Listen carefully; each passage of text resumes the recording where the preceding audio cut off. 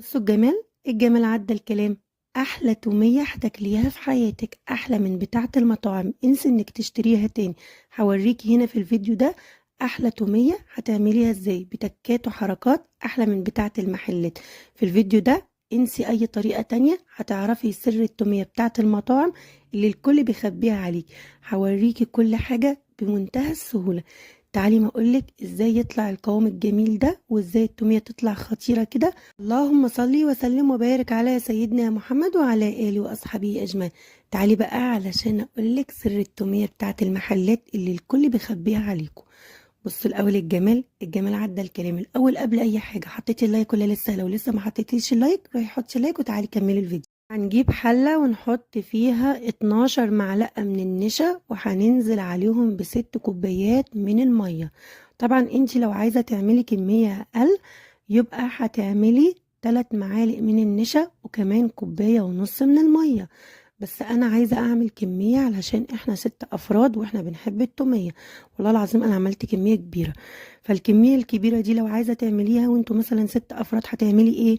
زي ما انا عملت 12 معلقة من النشا وكمان 6 كوبايات من المية. هنحطهم في حلة كده ونفضل نقلب فيهم الأول على البارد كده. بعد كده هرفعهم على النار وافضل اقلب فيهم. اول ما يتقلوا معايا وشفتهم بالقوام ده هطفي عليهم واسيبهم يبردوا خالص. بعد كده تعالوا ما اقول لكم بعد لما يبردوا هنعمل ايه. هنسيب الخليط اللي انا عملته قدامكم النشا بالميه يبرد خالص. بعد كده هنجيب شفشق الخلاط، هننزل عليه بكوبايه من اللبن وكمان كوبايه من الزيت وكمان 8 معالق من المايونيز وكمان 6 معالق من الخل وكمان رشه من الملح وكمان 8 فصوص او 10 فصوص من الثوم.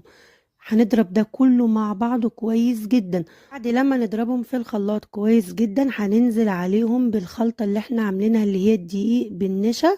وبعد كده هنضربهم برضو كويس جدا في الخلاط. بعد كده هيكون جاهز معانا.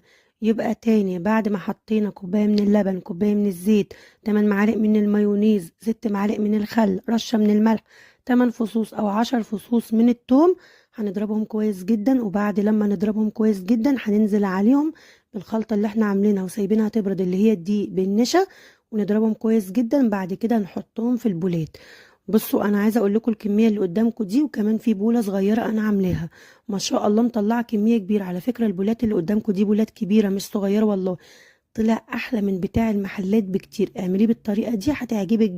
لو عايزة كمية أقل من كده برضو ادخلي عندي على القناة، كنت عاملة لكم لو عايزة مثلا كوباية ونص من المية بس عليهم 3 معالق من النشا.